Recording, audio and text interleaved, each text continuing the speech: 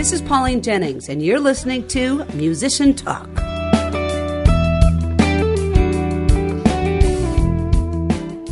If you've been out and about listening to live music in and around Northfield and beyond, you have very likely heard Mark Ross perform sometime in the last, many years. And I'm very happy to say that Mark is my guest today. Mark was born in St. Paul, Minnesota, and is first generation born in the United States. His folks are from Poland. Growing up in the 50s and 60s, rock musicians like Buddy Holly and Ritchie Valens influenced him very early on. A bit later, he discovered hard rock and metal. Mark played in his first band at the age of 14. He wrote and recorded, to cassette, his first original songs with this band. Doesn't seem like he's looked back since. Let's find out more about Mark's musical journey and what he's up to now, including his new recording project. This show, by the way, includes 2 of his extremely recently recorded original songs. How exciting! It's time to talk with Mark Ross.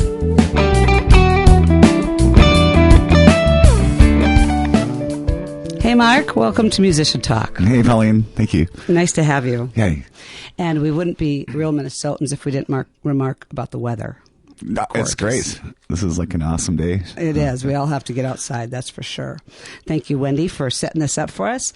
And I just want to dig into your personal musical journey. Start when you first started playing or when you first remember taking lessons, whatever you choose. Yeah. I think I was like 13, 14 years old, and I had an attic bedroom, and I had a coffee table, and I would stand up on the coffee table and jam some like Guns N' Roses music and have a pool stick that was my microphone. I was like pretending to be singing. So that was my original start to music. But no, then I had started guitar and took a couple lessons here and there. We started a band with some high school friends, and that's kind of the journey started there, playing a bunch of power chords and kind of a punky metal style, So. Wow. So you were 12, 13 when you started guitar as well? Yeah, I think I was 13 when I got the guitar. Yeah. And you said you took some lessons. A couple, yeah. Just a couple. And then you did it by ear, or? I think a lot of it you just kind of pick up as you play, and once you learn like the basics. Sure. I kind of get distracted easy, so it's hard to stay on track with lessons. I'm more just like do it yourself. Got it. And were you singing right away when you were playing guitar? No. I started out as a guitar player only, so that was my thing, was lead guitar. And then for a long time in the bands that I played with, they would say, Mark, don't sing. You can't sing.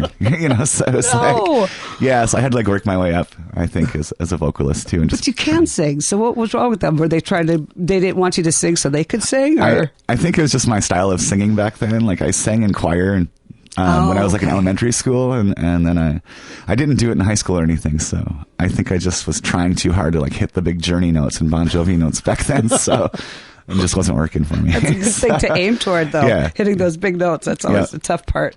So you played in a band in high school, and then how did things morph from there for you? I think for high school, it was just a high school band. We wrote a few songs, and that's kind of when I got into songwriting. I've always been kind of poetic, so I have these books and books and books of poems that I wrote. So I guess I come from kind of the Jim Morrison type of a songwriter, where it's poems first, and then what I would do is hand those poems off to the lead singer that we'd hire for the band at the time, and then he would make melodies out of them and stuff. But so I always wrote words, and then I just evolved from there to gradually recording at Pachyderm with a band called Rainmaker back in the 90s.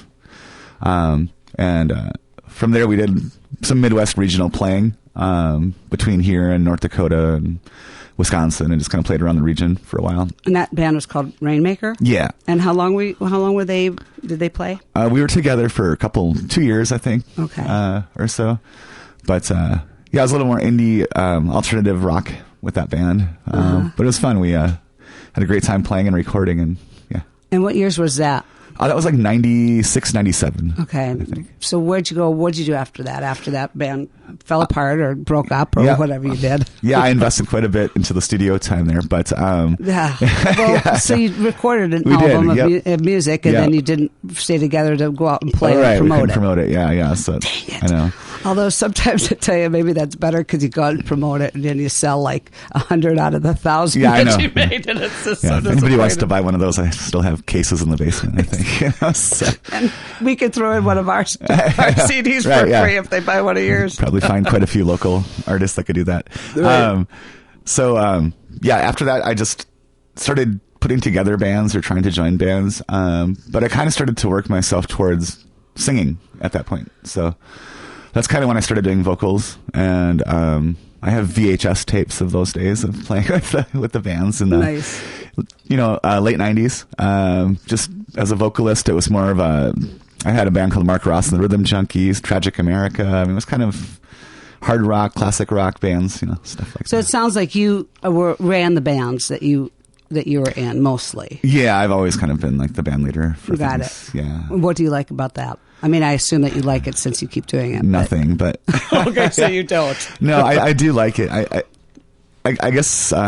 So I grew up with a big influence with like Bon Jovi and artists like that and Kiss and stuff. But I've always looked at music as an art and a business, and I think that somebody needs to lead. I mean, I get democracies, but there's no democracies in music. Somebody has to take the reins and run with it. So it seems like the bands that, I don't know, I'm sure some people can do it, but that it does work in groups that I've been a part of anyway, to have one or two leaders, co-leaders, or a leader, because like you said, it's really hard to decide what you're going to do by committee.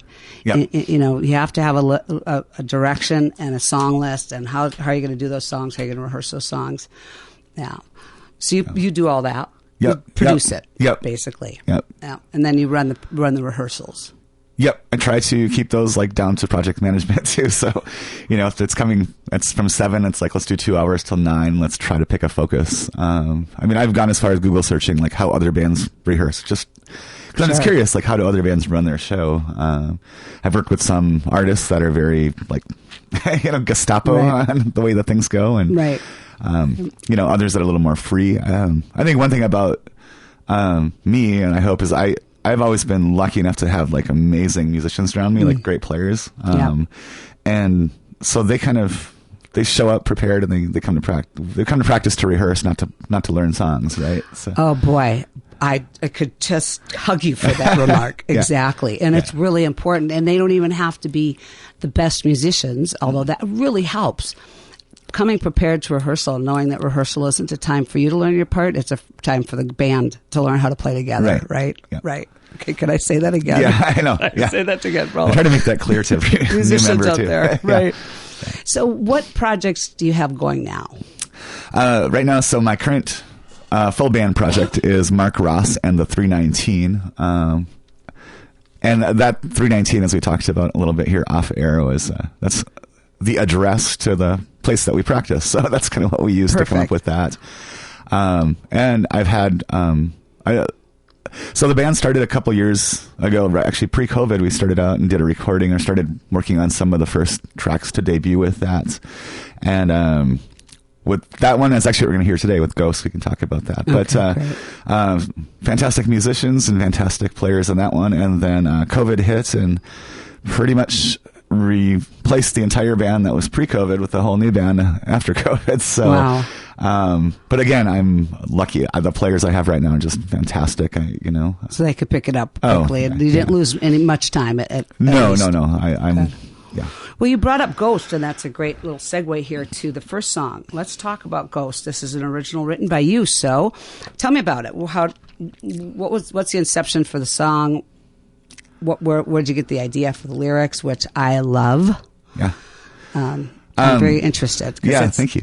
So I picked Ghost. I think you said kind of pick two songs that kind of mean something to me, and Ghost was kind of the song that I wrote that kind of brought me back into writing and playing. I took a big gap when our kids were born to raise kids and not do music. So I took about 7 years off of playing anything and focused on the kids. And then through that time, my wife and I, Vanessa, have just gone through things, obviously. So we're currently separated, but we're best friends. Nice. And we cohabitate and we raise our kids together, and we're just awesome. And she still plays with me.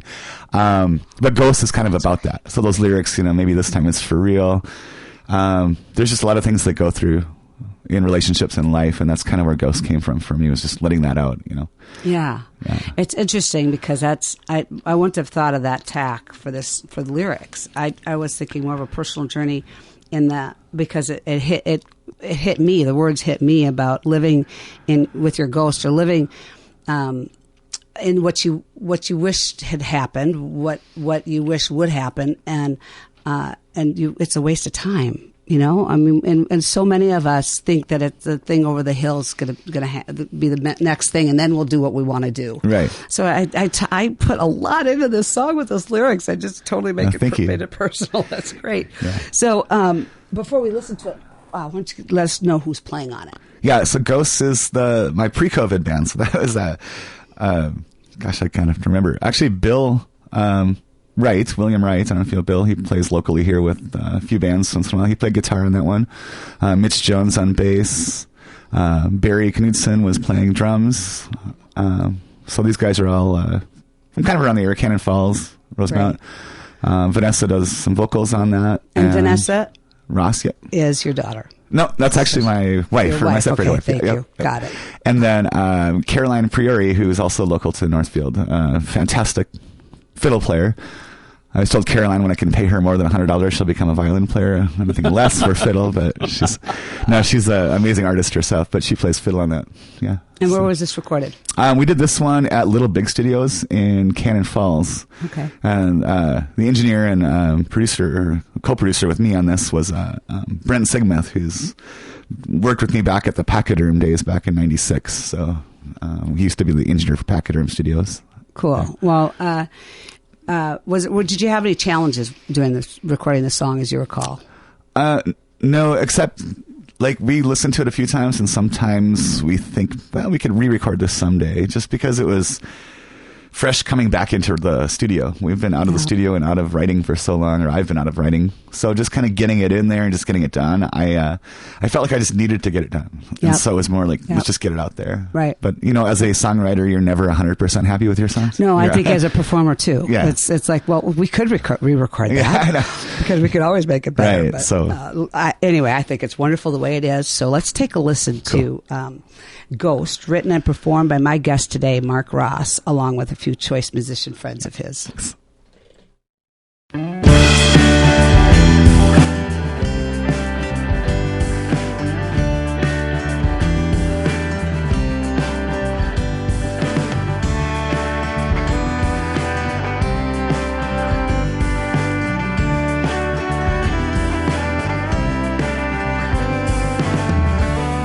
Maybe this time it's for real.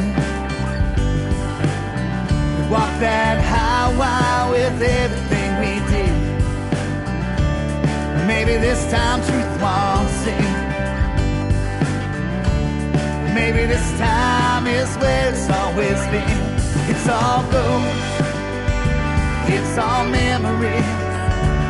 It's all someone that we used to know, something that we used to be. It's all lies, tiny tragedies that leave us on this open road, dancing with our ghosts.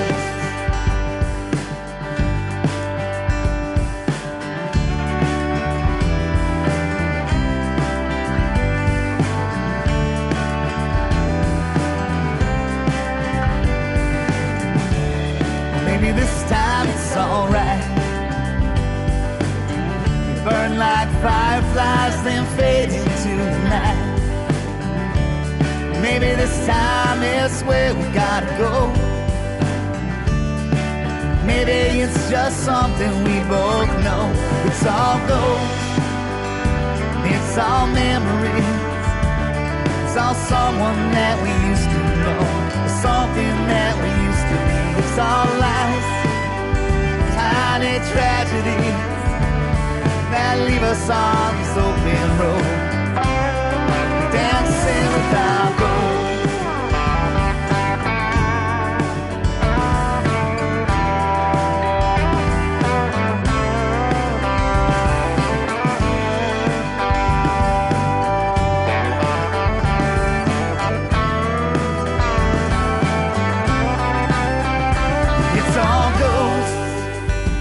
It's It's all memories. It's all someone that we used to know, something that we used to be. It's all lies, tiny tragedy that leave us on this open road, dancing without hope, dancing without hope, dancing without hope.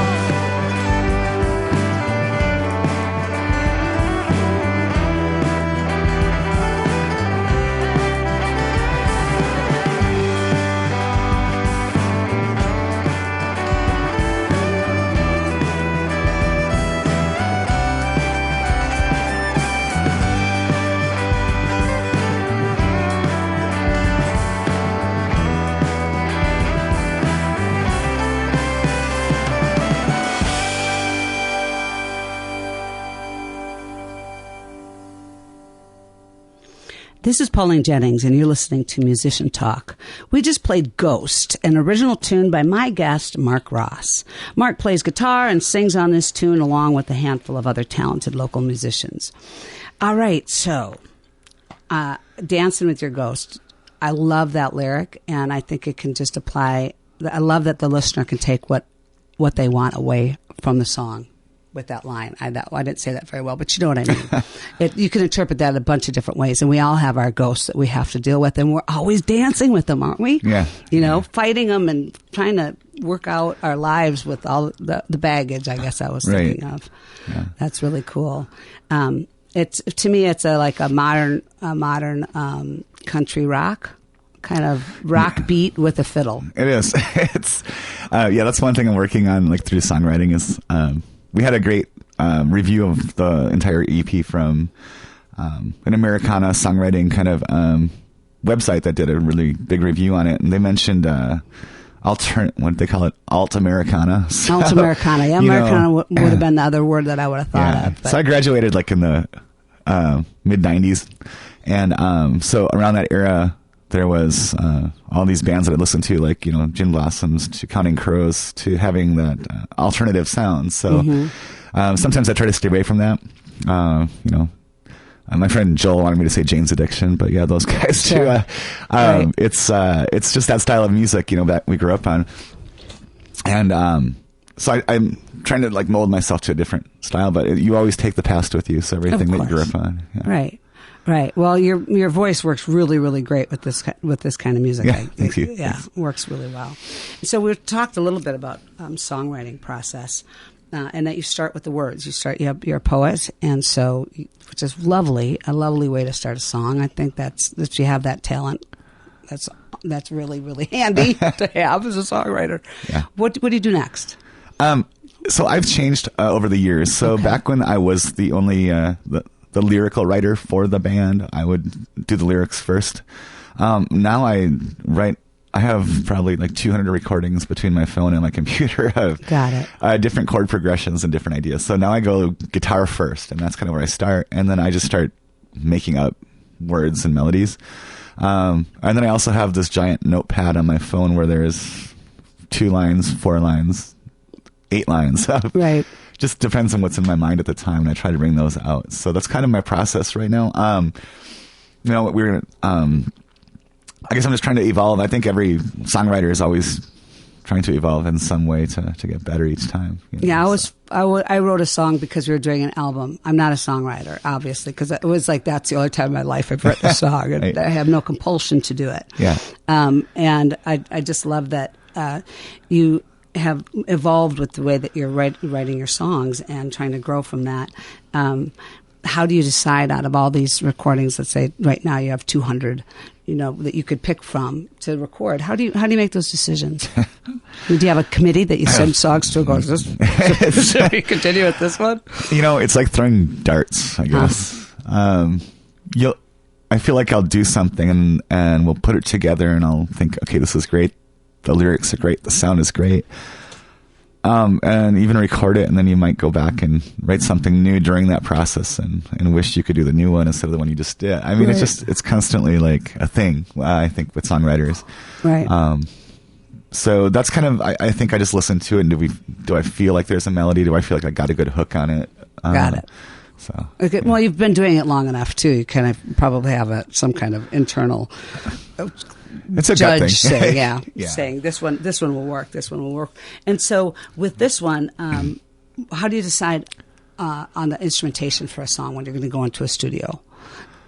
Yeah, for that we do. So one thing I've always gone to the studio. We've always prepped the songs a little bit in advance with my band. We try to pre-produce everything a little bit, at least go through it at home. But I've never guided anybody to do things except maybe little tweaks here and there. But otherwise, I write the melody and I write my guitar chords and that part of it. But everybody else is they're amazing musicians, so they just do. They have a feel, and they're like, "Do you like this?" I'm like, "Yep." Yeah. I love that. I love that part of the songwriting process, and it seems like that happens a lot, unless you're Prince. And I think that's rare for somebody like Prince, because he would have all the parts in his head, and he would say to the drummer, "This is what you play." He would say to the bass player, "This is what you play." Yeah. I don't think that happens. Usually, it's the individual musicians bringing their talent and their ear and their ideas to a melody or to a bunch of chords. And what a great collaborative experience that you have. It's right? great. Yeah. And you have buy-in then, right? From everybody in the band. Oh, totally. On the new stuff. Yeah. I work, like, my full-time job is actually, I also do project management, business analyst. That's where I get paid, because music doesn't pay as well. But, in there, I like delegation. I think that I'm not a micromanager, so it's good to have people just manage themselves and play their parts. So yeah. Perfect. Awesome. In the intro, or I mean in the bio that you sent me, you mentioned that you want to play more in Nashville. So I just want to ask you about that. When have you played there? What are you doing down there? Because if you had said Duluth, it would have been a whole different question. But when you say Nashville, there's a lot. That's a loaded place, right? It is when it comes to music. So it is. We were down there 2 weeks ago. My youngest daughter Ari, who you'll hear here in a little bit. We were looking at Belmont University for her because she wants to do music production and songwriting. But I wanted to go to Nashville to see it because it's the music capital of the country, maybe the world, soon. Right. And I know there's New York and California, sure, but right, and it's not just country music being recorded down there at all anymore, right? Or played down there. I've heard everything, but I also. And the songwriting talent in Minnesota, I've hosted many singer-songwriter things here, and it's amazing. And down there, it's amazing. But down there, you have the publishing companies and people that you can be heard by a little bit more than you do here. So, with both of my daughters graduating this year, I decided I think I'm going to go spend some more time down there. So, my plan is to just go back and forth between here and Nashville for once or twice a month for a week down there, a week up here, and stuff like that. So you can do your job virtually? Yes, I can. That is great. Okay, so are you going to go down and do solo stuff? Yeah, I'm going to try. So I've come back from there, made a giant spreadsheet of all the different places. Actually, the next song you heard, or you're going to hear here coming up December, that was mixed down in Nashville by Casey Wasner. So he did the mixing on that one. And so there's a lot of Northfield connections down there. Quite a few players from here that are down in the area. So I was going to have Casey on for my 50th show. Maybe I'll have him on for my 100th. But he recently won a Grammy, I believe, or at least in the last couple of years. Yeah. And that is, well, we didn't say Craig's name yet. Not yet. His name is mentioned about 90% of shows that I have because he's got his hands in so many things here, particularly with the recording. So before we get to the next song, I just want to talk a little bit with you about the importance of music. And, I know it's important to musicians' lives because it's what they do, but I'm just wanting a little bit of a deeper dive into the importance of music in your life, in your children's lives, in your family life, in your relationships with other people, what it's taught you that you can, that morphs into the rest of your life, those kind of things. Mm-hmm. Yeah, when we had our daughters, or even when they were born, and even to myself, I always thought of the piano or guitar and music as like Prozac. So nice. So I always wanted the kids to be like, hey, when you're feeling something, just put some headphones on, listen to a tune, or sit at a piano and just play, because it just gives you like a distraction that you can like just get out and do stuff with. And then through playing music, I've always found that people just bond, right, really well together. I think that's what I hear the most, is that the way that music has affected your life personally, but also in the culture, is the bonding and the relationships that you make. But I want to get back to the Prozac thing, and because I think that's really important. So what you mean by that is that it releases chemicals in your brain. I assume it releases chemicals in your brain naturally by listening to music, as opposed to taking it from the external, which there's nothing wrong with doing that. Of course not. Yeah. Right. But that you get that dopamine or serotonin, whatever it happens to be released, I'm not sure, when you hear music, when you play music. Yeah, I think it's partly that, and then also as a player, or even as a lyrical writer, you're getting stuff out that's in your head. Yeah. Right. So right, that's really big. It's a way to purge all that stuff in your brain, and I like that, getting it out as opposed to being distracted by, let's say, TV, which you're not getting out. You're getting it out of your head, or you're just pushing it further down so that you don't have to think about it, whatever it is, instead of taking it out on the page. That's wonderful. So both your daughters write music? Not both. Our youngest daughter, Ari, she's always been a fantastic poet. So from a young age, when she wrote poetry, we took pictures of it, and she's very vivid in her wording and stuff, and just beautiful. So she's the one that does the songwriting now, and was on the next song that we're going to hear here. And our other daughter, Kiri, is a very outdoors person, but she has sung some stuff with me at live shows before, and they both have this just amazing vocals and amazing talent. But Kiri's not one that wants to be a songwriter. So. Well, indeed, I believe that Ari does have an incredible voice, and so let's go ahead and talk about the second song, called December. Why don't you tell me about the inception of this song too? Yeah, lyric-wise. Yep. So this next song was written completely by my daughter Ari. So that's great. She had a project to do for her senior project, and we talked about it a year ago. And I said, why don't you do a songwriting project? And let's take it from conception of writing a song to everything that goes around songwriting and the trade as a business and life, and then actually go to a real studio with real musicians and record the song. And so so the first thing I did is this year we put together an outline on how we're going to do this. And there's a fantastic book out there, and if you haven't read it and you want to songwrite, it's called How to Write One Song. Nice. And it's written by Jeff Tweedy from Wilco. And I gave her that book, and she fell in love with the book. She hasn't read a book in a long time, but Jeff really gets into personal life of himself. So going through mental health issues and going through addictions and going through things, and how music helped him and how he became a songwriter. But the book also has a lot of like tricks and tips for word games and word matters and stuff. Anyway, she read that book, loved it. We worked with the outline, and then she's always been a poet, so she had all these words written down. And finally, I'm like, okay, what song do you want to do? So we sat in our living room, and I'm like, do you want me just to like play some chords, or how do you want to do this? And she's like, well, I kind of have a melody in my head. So she sang through this already. Like I did nothing. So we recorded her just doing it a cappella like 2 or 3 times. And she really had no structure to the song at the time.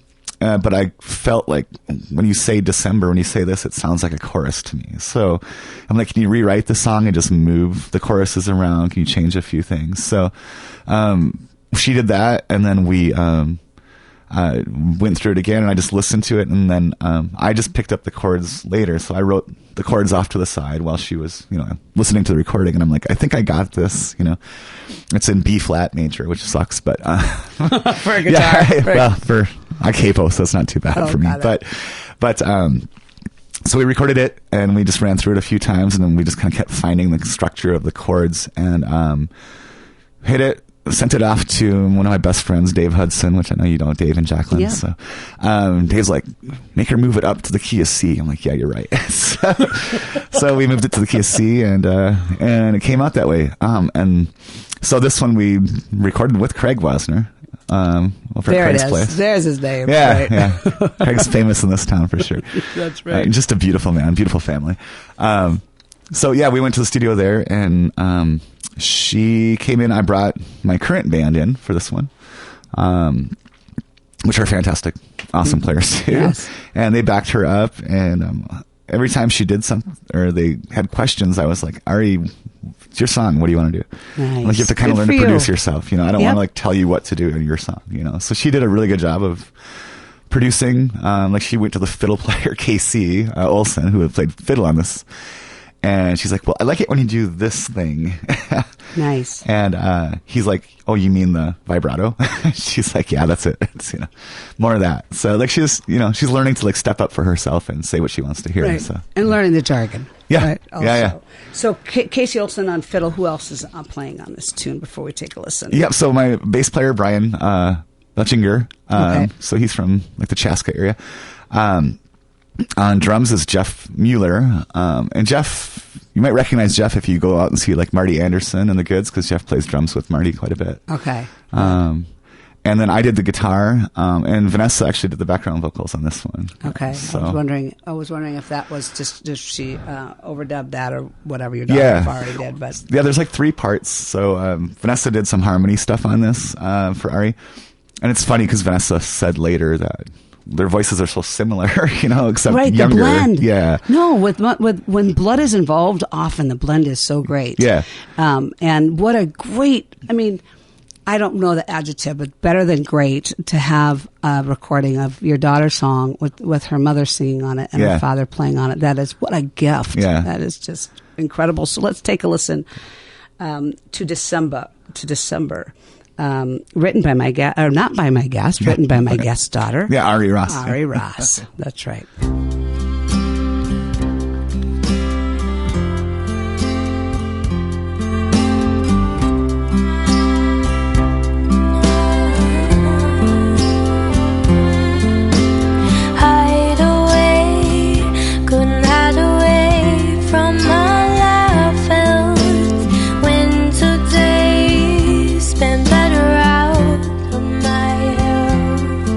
Do you love me? You're my happy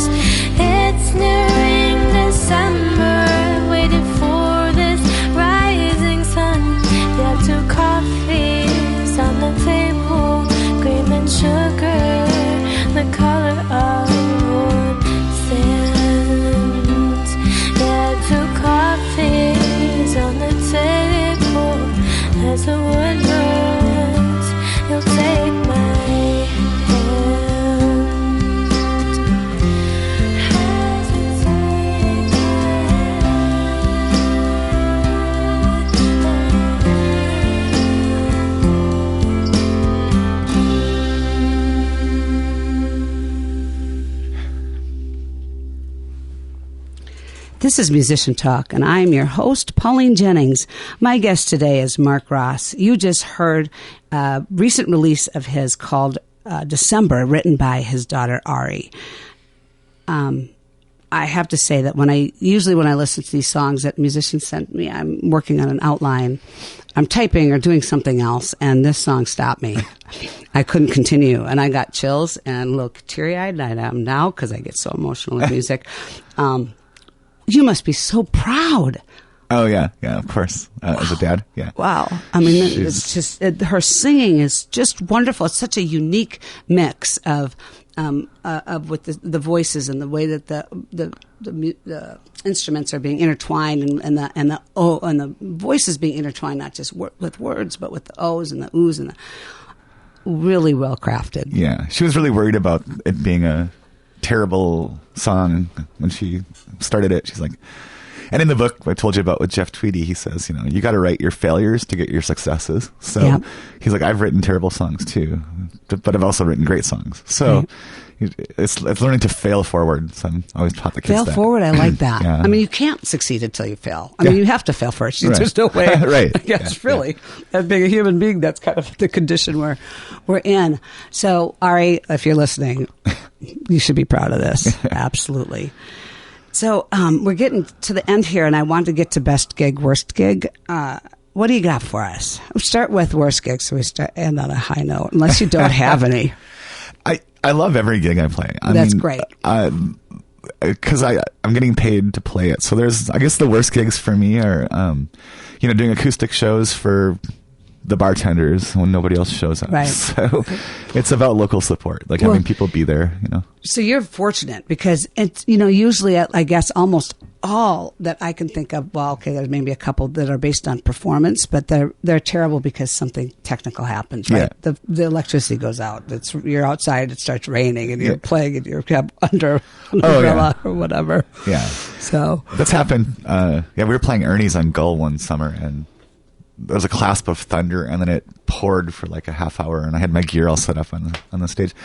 So I was out there with garbage bags covering everything with bags and stuff. And you can't get everything covered. No, and I had buffalo wings in my hand when the rain came down, and it like splashed all the buffalo sauce on my white T-shirt. It was just terrible. So I guess that would have been my worst quote-unquote gig. But I knew I'd dig it out of you. But I still got done eating, and I threw them away and played the show, so it was good. And you love every gig, so there's probably a ton of best gigs that you have. But what's one gig that kind of shines out for you? I guess I would say it's not so much the gig as it is the type of gig. So we were, again, thankful for all the friends around this community. And so Ray Coudray had us come in and play the One Hit Wonder show at the Armory here. And we just recently did the Bruce Springsteen tribute with Ray. Oh, cool. And I've hosted many singer-songwriter shows where I've brought in singer-songwriters and we just do original music. And anyway, I'm probably taking up too much time, but that's all right. The best shows for me are the listening room shows. When you get up on stage and people are quiet and listening to you play. I play a ton of shows at bars and restaurants where everyone's talking amongst themselves at tables, eating food, playing with their kids, whatever. And you're kind of background music. But when you go to the stages where you're on a theater stage and people are actually watching you, nothing tops that ever. 100% concur. Yeah, it's tough sometimes when everybody's eating and talking, and then they're trying to talk over the band and all that. And then but you just pick out those couple of people out there that are actually, that you can see their eyes. It's like, okay, I'm going to sing to you. Yeah. Well, thank you for those stories, and let's talk about what you got coming up here with gigs. Yeah, so I am playing a duo. Vanessa and I will be doing the duo with 319 Unplugged, which is what we call it. And what kind of music do you do? Some original stuff, and that is modern country rock, Americana. I get a lot of compliments. A lot of people compliment us because the variety. We do everything from classic rock like Fleetwood Mac and the Eagles to Pearl Jam to Bon Jovi to Eric Church and Keith Urban and pretty much all over the board. That's great. And then take requests. And that's down at Froggy Bottoms on April 2nd. Yeah, we're doing that show on April 2nd. I think mid-April, we've got a full band show, so it'll be Mark Ross and the 319. And that's going to be a great show. It's in Minneapolis. April 16th. Yep. And that's at Glick's. And that'll be a fun show. We're actually playing that show with Ray Coudray and Fred the Bear. So it'll be 2 bands that night down there. So it'll be a fun show. Right, from Northfield. Yeah. So if you feel like traveling and getting out, Glick's on April 16th is a place you can go and actually maybe know the people on stage. Yeah, we might have to get a bus and just haul people down with us. That's a great idea. I'll talk to Ray about that. And then you're playing at the Chart House at the end of April. Yeah, Chart House down in Lakeville, end of April. All right. And then throughout the summer, hopefully, like I said, hopefully back and forth between here and Nashville. But we do play a lot up at like Madden's Resort and the Whitefish chain and up north. You know. All right. So look for you if you're vacationing. Yeah, if you're vacationing. Up there. Yeah. And go to our website, Mark Ross and the 319.com. That's exactly where I was going again. So let's slow down and say that. So where can we find out where you're playing and get your music? Yep. So if you go to Mark Ross and the 319, you got to spell the whole thing out. 319, number 319. No, you can spell it out through THR. Yep. Okay, got it. Or just Google search. It's probably easier to Google search. Right. Or find me on Facebook or Instagram. Out there. So we post all the shows on the website. As far as music goes, it's all available on any online platform. So iTunes, Spotify. Yeah. Okay. And we've got 2 new ones that are in studio right now with Craig Wasner, and we're trying to finish those. We've had setbacks left and right, thanks to COVID again. Yes, everything. So we hope to have those out, I'm hoping by April. So. Well, this has been a terrific conversation. It's been very, very casual and chatty, and I love that about it. And it's been great getting to know you and having you share some of your musical journey with us and some of your new songs and your beautiful, wonderful daughter and her voice and her songwriting chops. It's really, really wonderful. Very, very special. So thank you so much for hanging out with me today. All right. Thanks, Pauline. Thank you, Wendy. Yeah. Bye-bye. Many, many thanks to Mark for joining me today and sharing his hot off the press, new and inspired original songs with us. What a treat and an honor. And I'm always so grateful to you for listening to Musician Talk on the One, KYMN. Have a terrific rest of the day.